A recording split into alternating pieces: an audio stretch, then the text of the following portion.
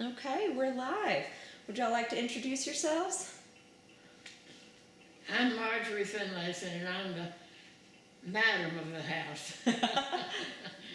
I'm John Finlayson, and I'm the fourth John Finlayson, and I've got a son and a grandson that are John Finlaysons, and our family cemetery is full of John Finlaysons. I live on a farm that's been in the family. I'm the fifth generation to live here, and so far it's been fun. What makes you stand out is what makes you a special John Finlayson? I'm John McCrae Finlayson the first. There you go. So I'm special. I'm got 3 Scotch names and 97 proof Scotch blood. And you are 97 years old? So far. And Miss Marjorie? I'm 90. 90. Glad for every year and every day. Oh. And you have been married 64 years? On August 4th. On August 4th. Yeah. That's the day before my daddy's birthday. Oh, is it? Darn. Yeah. Well, it's been a good time coming and a good time. Oh, I love it. I love it. There has been a lot of good memories in this house. Before we started videoing, we were talking about all of the Christmas sing-alongs in here. Now, how long have y'all been in this house? Let's see, what year is it? 25? We've been in 26 years. Okay. 26 years. We were living up in the house that my parents built, and Mac and Mary family was growing, and our family was shrinking, so we wanted to set it, Cut back. cut back. Uh-huh. So we built this house in 1999. How long were you in the house that Mac and Mary are in now? Well, Goodness. Mom and Daddy built that in the 60s, and then after Mom died in the 80s, we moved up there with Daddy. We didn't live in it so awfully long, did we? No. Was that where you raised your kids? Say again? Was that where you raised the kids? No. Actually, we mostly raised them down at the intersection at the little The old house. Oh, house, okay. little frame house. Yeah. Yeah, At the they intersection. were grown and out of the house before we moved up here Okay. to Mom and Daddy's house. Yeah, that was interesting when we were first married. We were living in another person's house, and they needed the house back. So we moved in with Mama and Daddy, and we never moved out. They moved out. So I never left home. You did not. You evicted your own parents. Yeah. Well, I told John and Marjorie before this video got started, I was kind of telling them about how this idea to interview people got started, and how all of that came about for me, and read to them part of the story in Joshua 4 about how God holds back the waters, and then he asked them to build a monument of stones so that when their children asked what this was all about, they would be able to tell them the story of how God was so faithful and how he was powerful. And so I've asked them to share some of their stone stories, the metaphor that I'm clinging to so desperately, of how God has worked in their life. And they haven't been able to pinpoint a whole lot of them because there's so many of them. So we're going to start, as Julie Andrews would say in The Sound of Music, we're going to start at the very beginning. And we're just going to kind of walk through some of y'all's whole life story, because I know enough about these two amazing people to know that God's been working in your life for 97 and 90 years, right? Marty, you want to tell them a little about your childhood? I can tell a little bit. Yeah, go Yeah. ahead. I was born and we lived in a little mill village in North Georgia.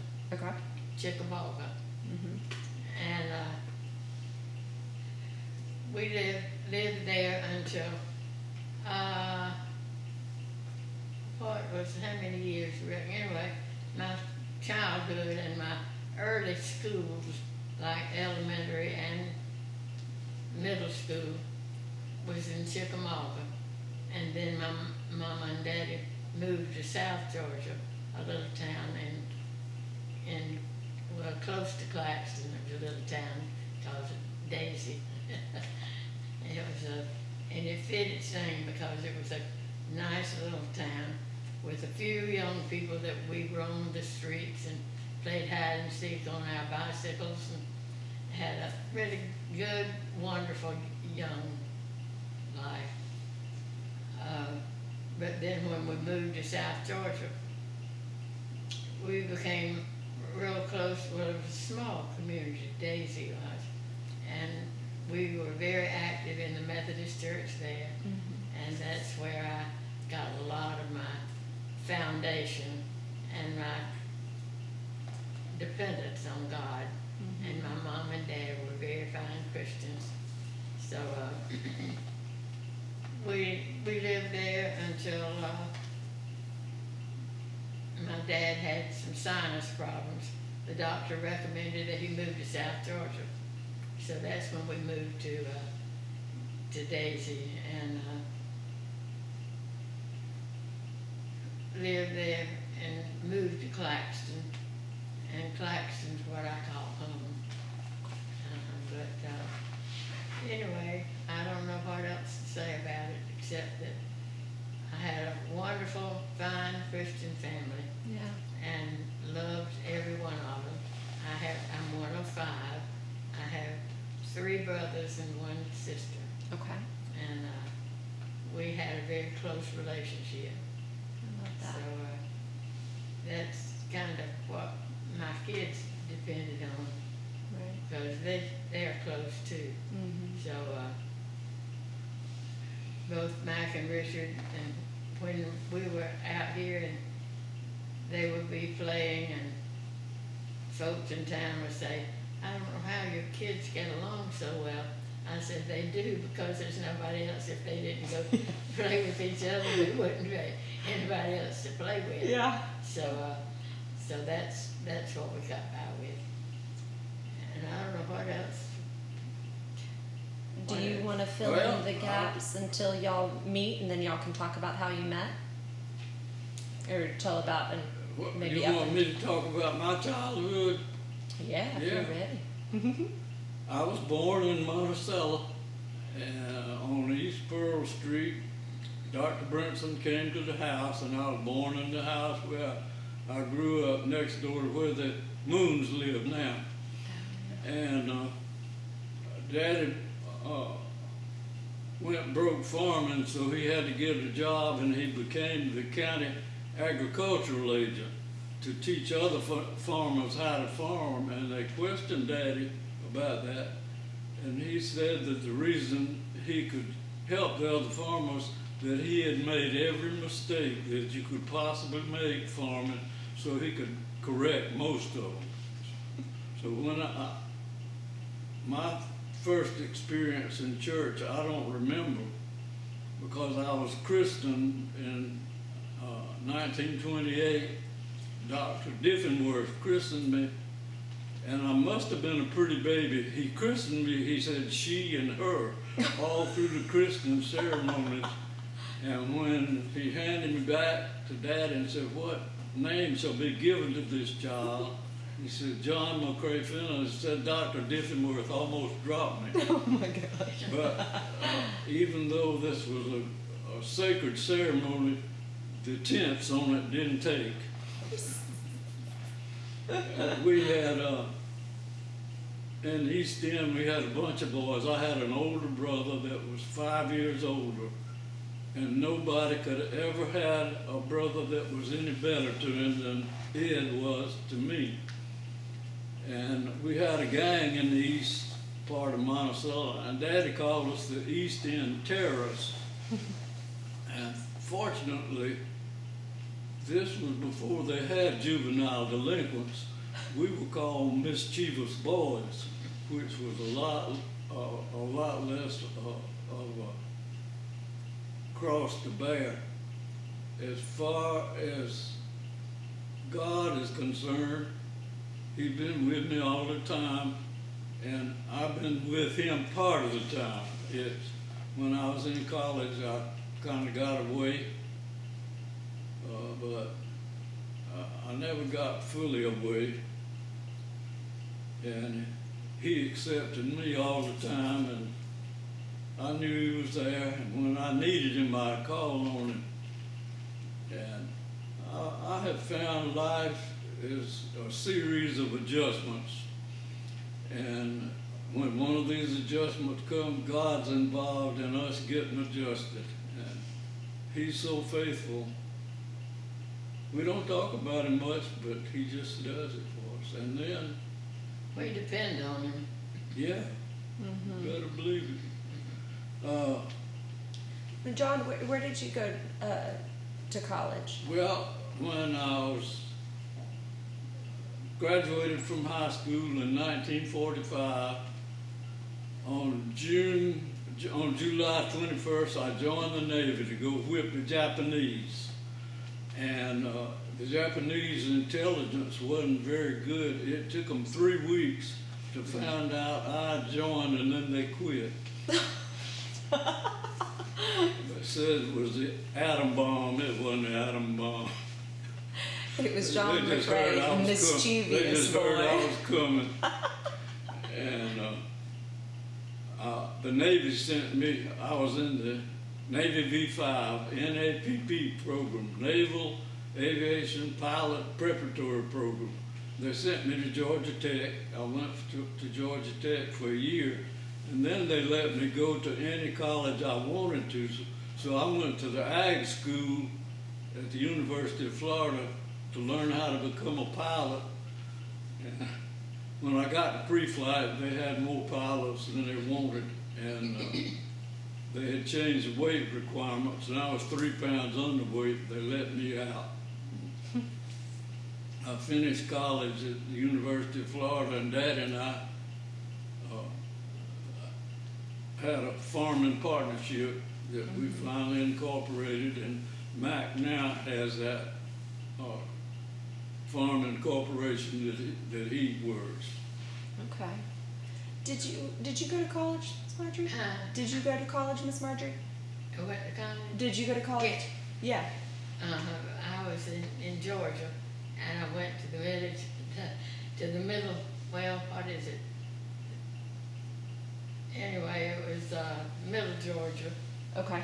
and it was Milledgeville. Milledgeville. Okay. And then it was the Women's College of Georgia, Uh-huh. and then it's changed. They went co-ed, and but anyway, that's where I went and majored in music, and loved every minute of it, and taught music 18 years.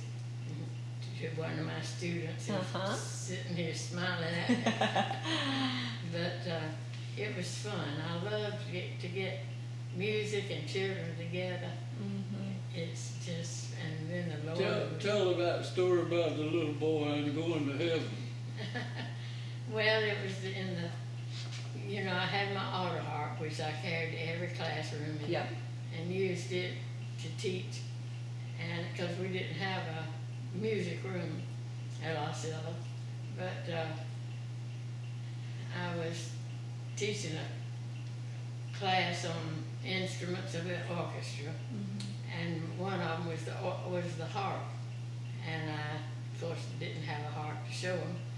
Most of the instruments I could show them, but this one I didn't have a harp, and so I kept bragging about the harp and what a wonderful instrument it was, and I said, when I die and go to heaven, I'm going to get to play a harp. Now this was to third graders. Right.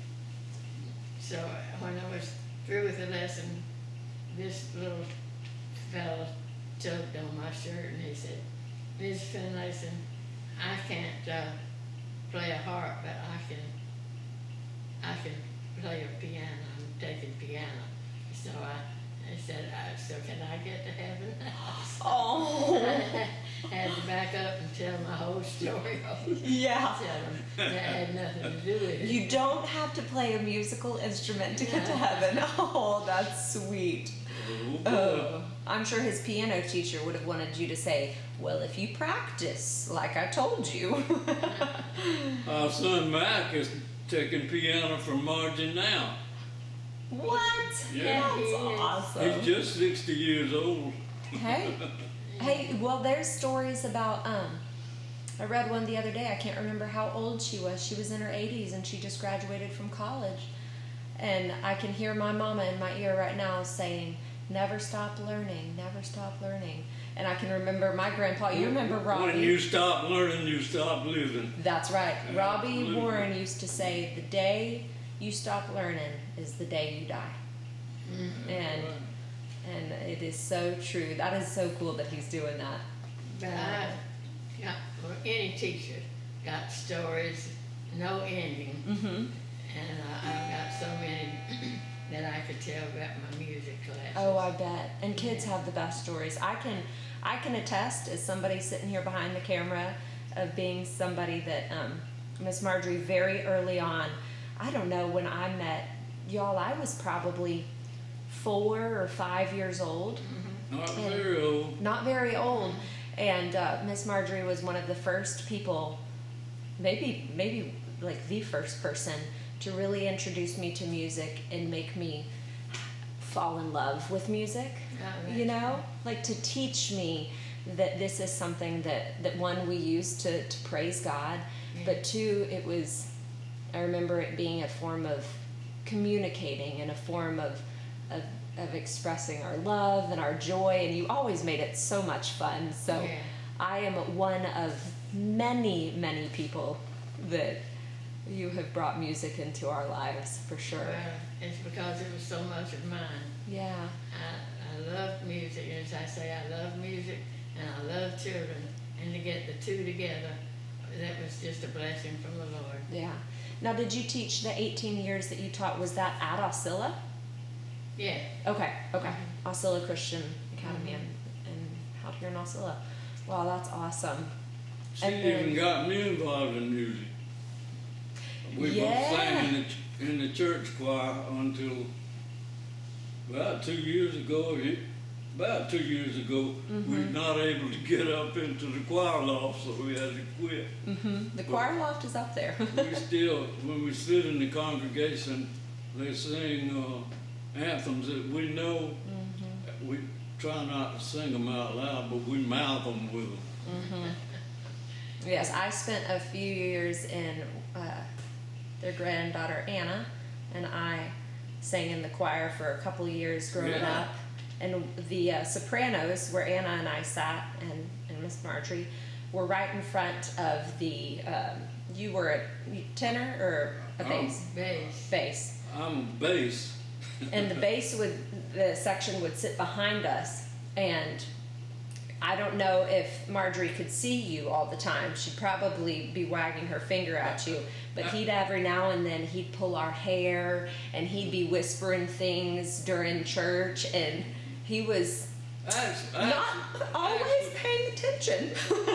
Actually, I'm not a bass. I'm a baritone, and they didn't have a place for that, so I sang with the bass. You sang with the bassist. Yeah, and enjoyed it. And when I got prostate cancer, I had to take hormone shots, and I checked with the choir director before I took them, and she said yes.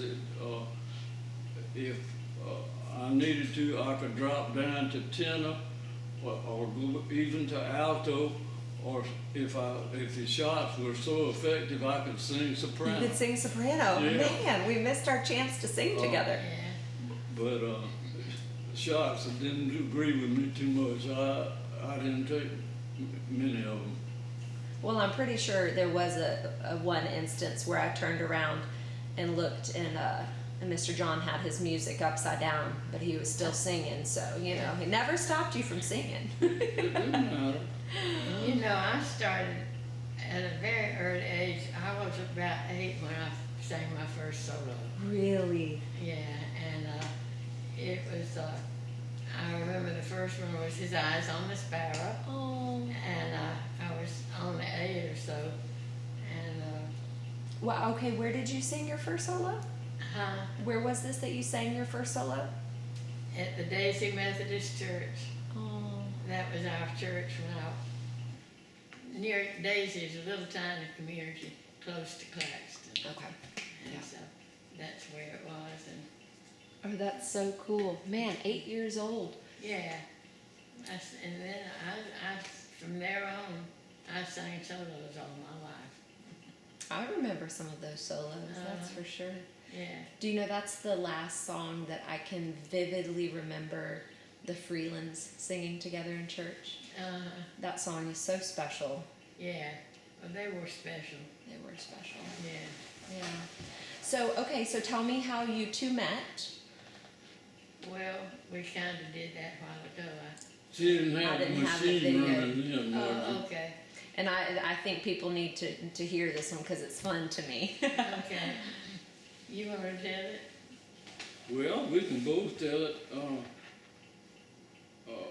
My best friend, Chippy Schumann, wife had an aunt that lived in Davisburg, Georgia. And I was staying with an aunt of Tippy's that lived close to Milledgeville. Okay. And so that's how I got into the school at Milledgeville. Okay. So, and Tippy decided I needed to meet Margie, and Aunt Sarah decided you needed to meet me. Was that kind of how it was? yeah. But we didn't know they were plotting. Tippy invited me to go on a deer hunt to Davisburg, Georgia. So I had to get a Georgia hunting license, but I did it. And I went to Davisburg with Tippy, and I was there because I was staying with her while I was in school, and she didn't tell me what they were planning, but I kind of was suspicious, and I told her, I said, well, I'm going home, which was in Claxton. I'm going home, I'm not going to be here. And she said, oh yes you are. So they figured it out, and Chippy came up, and I had my little jalopy. John enjoyed hearing that jalopy crank up. yeah, that one car ran good. But the culmination of the plot that Tippy and Aunt Sarah got together, the culmination was on the deer hunt. Tippy got a buck, but I got my deer, and I've had it for 64 years so far. And we've loved every minute of it. Now, how long did y'all date before you ended up getting engaged and getting married? Where were you in college? Your junior year? Yeah. About 2 years. Okay. Okay. Yeah. Oh, and y'all got married in Monticello or in No, in Daisy. in Daisy? In the Daisy Methodist Church. At my home church. Oh, Which I was love Yeah, and we didn't have attendance well, given. yeah. Just family. We didn't have attendance. We had people there, Yeah. but before the ceremony, the preacher put me in this room by myself, and when they started playing the wedding music, I wondered what in the world I was doing in that place by myself. So we got out there, and it was me and Margie and her daddy, and I looked down and my britches were shaking, and I looked over at his, and his was shaking so bad. I said, one of us has got to keep standing up through this. Was Marjorie? Was it your job to keep both of them together? Margie was unperturbed. She's a rock. That doesn't surprise me. So, did you end up joining the military before y'all met? Were you in? Oh yeah, Was all there that was a lot. before you met? It Correct. wasn't Georgia military, it was the Women's College of There Georgia. was a lot happened. And he, I was married and, my first wife contracted cancer, and we were only married a little over a year before she died. So and that was one of the times that I found out about Christian people. The people that I didn't even like were so kind to me and nice to me that I realized that Christianity was a lot more than a word. It was just a revelation to me. It was hard to take these people I didn't like being so nice to me. Yeah. But it taught me something. Wow. Yeah, I didn't know that. Yeah. Well, And it was wonderful to me because I was introduced as the Schumann's friend, and that was a good thing because they were well thought of. And anyway, it wasn't long before we knew that we were meant to be. Yeah. The God that loved him loved me Yeah. and loved us. Yeah. yeah, God filled both of our hearts full of love, and all our life has been the privilege to spread that love to other people, and especially to each other. So, and then how long after y'all were married did you end up having the boys? Not long. Not long, probably a year and a half. Oh, we've got company. Hey, boy. Oh, hello. Hey, McRae. Hey, champ. Come here. Hey, McRae. Hey, buddy. Hello. Give me Come, 5. welcome. We're videoing. Come on. Give me 5. You're okay. Come on. Hi. Oh, no. Hi. No. Here's some of this love walking in the door that they were talking about. Yeah. I say, it's a wonderful world. It is. I'm going to go get a hug really quick. I'm going to let this roll for a second, though. Hi. Hi, how are you? It's been a while. It's been a while. It's so good to see Good to see you. I've trapped them and I'm making them answer all of my fun questions. I'm glad. McRae. Hi, McRae. What's up, buddy? This is Mama's, me Mama's good friend, Caroline. Big kick, dude. Uh-oh. Her shoes are over there. Mama's shoes. Mama's shoes, they probably look a lot like Mama's shoes. Yeah. Oh my goodness. Yeah, Mama has some shoes like that probably. Yeah. We ladies like to wear the same style shoes. That's right. Brown sandals. Yeah. How you doing? I'm doing good. Good. Let me pause this. Yeah.